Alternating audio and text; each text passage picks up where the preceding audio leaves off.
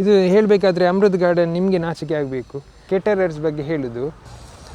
ಇಲ್ಲಿ ನೋಡಿ ಸಜ್ಜಿಗೆ ಉಂಟು ದೊಡ್ಡದು ಪಾತ್ರೆಯಲ್ಲಿ. ಪಾಯಸ ಕುಡಿತಾ ಇದ್ದೇನೆ. ಪಾಯಸ ಒಳ್ಳೆಯದುಂಟು.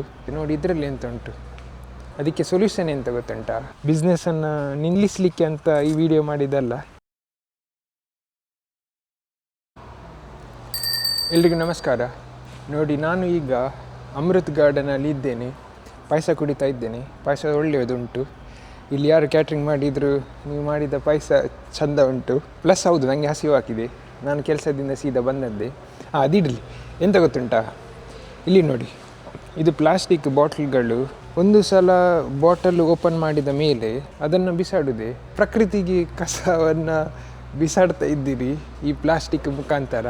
ಎಷ್ಟು ಬಾಟ್ಲಿಗಳು ಮಾರೆ, ನನಗೆ ನೋಡಲಿಕ್ಕೇ ಒಂಥರ ಬೇಜಾರಾಗ್ತದೆ. ನೋಡಿ ಇದರಲ್ಲಿ ಎಂತ ಉಂಟು, ಇದು ಡೌಟು ಪ್ಲೇಟ್ ಅಂತ ಊಟ ಮಾಡಿದ್ದು. ಹೌದು, ಇದೆಲ್ಲ ಪ್ಲೇಟ್. ಆದರೆ ಪ್ಲೇಟ್ಗಿಂತ ಜಾಸ್ತಿ ಬಾಟ್ಲೇ ಇರೋದು ಎಲ್ಲ ಫಂಕ್ಷನಲ್ಲೂ ಕೂಡ, ಆಯಿತಾ. ಪ್ಲೇಟ್ ಕಡಿಮೆನೇ ಯೂಸ್ ಮಾಡಿದ್ದು.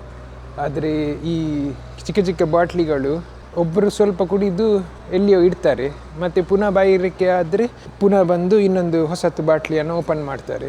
ಮತ್ತೆಂತ ಮಾಮೂಲಿ ಎಲ್ಲ ಫಂಕ್ಷನ್ ಆದಮೇಲೆ ಎಲ್ಲ ಬಾಟ್ಲಿಗಳನ್ನು ಒಂದು ತೊಟ್ಟೆಗೆ ಹಾಕ್ತಾರೆ. ಅದನ್ನು ರೀಸೈಕಲ್ ಮಾಡ್ತಾರಾ ಅಥವಾ ಒಂದು ಕಡೆ ಬಿಸಾಡಿ ಬಿಡ್ತಾರಾ ನನಗೆ ಗೊತ್ತಿಲ್ಲ. ನನಗೆ ಡೌಟ್ ಇದು ಬಿಸಾಡಿದೆ. ಇದನ್ನು ಪುನಃ ರೀಸೈಕಲ್ ಮಾಡೋದು ಅಷ್ಟು ತಾಳ್ಮೆ ಇಲ್ವಾ ಅಂತ ಜನರಿಗೆ. ಅಷ್ಟು ಒಳ್ಳೆಯದವರಾದರೆ ಪರಿಸರದಲ್ಲಿ ಕ್ಲೀನ್ ಯಾವತ್ತೂ ಆಗಬೇಕಿತ್ತು. ಅದಕ್ಕೆ ಸೊಲ್ಯೂಷನ್ ಎಂತ ಗೊತ್ತುಂಟಾ, ಬಾಟ್ಲ್ಗಳನ್ನು ಆರ್ಡರ್ ಮಾಡಬಾರ್ದು. ಅಂದರೆ ನಿಮಗೆ ಕೇಟರರ್ಸ್ ನಿಮಗೆ ಹೇಳ್ತಾರಲ್ವಾ, ನಮ್ಮದು ಹೀಗೆ ಫಂಕ್ಷನ್ ಉಂಟು, ಊಟ ಉಂಟು, ಹೀಗೆ ಅಂತ. ಆಗ ಅವರು ಫಂಕ್ಷನ್ ಆಯೋಜಿಸುವವರು ಹೀಗೆ 10 ರೂಪಾಯಿದು ಬಾಟ್ಲ್ ಬೇಕಂತ ಕೇಳಿದರೆ ನೀವಿಲ್ಲ ಅಂತ ಹೇಳಬೇಕು. ಬಾಟ್ಲಿ ನೀರನ್ನು ಕೊಡೋದಿಲ್ಲ ನಾವು. ನೀರು ನಿಮಗೆ ಅಗತ್ಯ ಅಷ್ಟು ಇದ್ದರೂ, ಹೌದು ಅಗತ್ಯ ಇರ್ತದೆ ಅಲ್ವಾ, ಊಟ ಅಂದರೆ ಬಾಯಾರಿಕೆಗೆ ಬೇಕು ನೀರೇ, ಪಾಯಸ ಅಲ್ಲ ಅಲ್ವಾ. ಮುಖ್ಯವಾಗಿ ನೀರು ಬೇಕು, ಕರೆಕ್ಟ್. ಆದರೆ ಬಾಟ್ಲಿಯ ಇದು ಸಪ್ಲೈ ಮಾಡೋದಿಲ್ಲ ನಾವು ಒಂದು ಮೂಲೆಯಲ್ಲಿ ಹೀಗೆ ದೊಡ್ಡದು ಒಂದು ಚಂದ ಕಂಟೈನರಲ್ಲಿ ಇದು ನೀರು ಇಡ್ತೇವೆ. ಜನರು ಬಂದು ಯಾರಿಗೆಲ್ಲ ಬಾಯಾರಿಕೆ ಉಂಟು ಮತ್ತು ಒಂದು ಬೋರ್ಡ್ ಹಾಕ್ತೇವೆ, ಕುಡಿಯುವ ನೀರು ಅಂತ. ಅದು ನಿಮಗೇನು ಬಿಟ್ಟದ್ದು. ಅದು ಏನೇ ಇರಲಿ, ಆ ಪ್ಲಾಸ್ಟಿಕ್ ಬಾಟ್ಲಿ ಕೊಡುವ ಸರ್ವೀಸ್ ಇಲ್ಲ ಅಂತ ನೀವು ಫಸ್ಟೇ ಹೇಳಬೇಕು. ನೀವೇ ನೋಡಿ, ಇಲ್ಲಿ 5 ರೂಪಾಯಿದು ಬಾಟ್ಲಿ ನೋಡಿ, ಇಲ್ಲಿ ಬಿಸ್ಲೇರಿ ಉಂಟು, ಇಲ್ಲೊಂದು ಬಿಸ್ಲೇರಿ ನೋಡಿ, ಇಷ್ಟು ಕಸ ಮಾರೆ.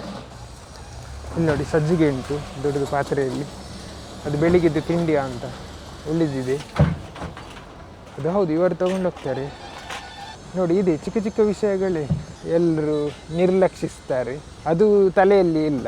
ನೋಡಿ ಯಾರು ಕೇರ್ ಮಾಡ್ತಾರೆ. ಸುಮ್ಮನೆ ಪರಿಸರದ ಮಾಲಿನ್ಯ ಆಗ್ತಾ ಇರ್ತದೆ. ಕೇಟರರ್ಸ್ ಬಗ್ಗೆ ಹೇಳೋದು. ಹೌದು, ನಿಮಗೆ ಪ್ರಾಫಿಟ್ ಆಗ್ತದೆ. ಇನ್ನು ನೀರು ಬೇಡ ಅಂತ ಹೇಳಿದರೆ ಅವರು ಆರ್ಡರೇ ಕ್ಯಾನ್ಸಲ್ ಮಾಡುವ ಭಯ ಕೂಡ ಉಂಟು.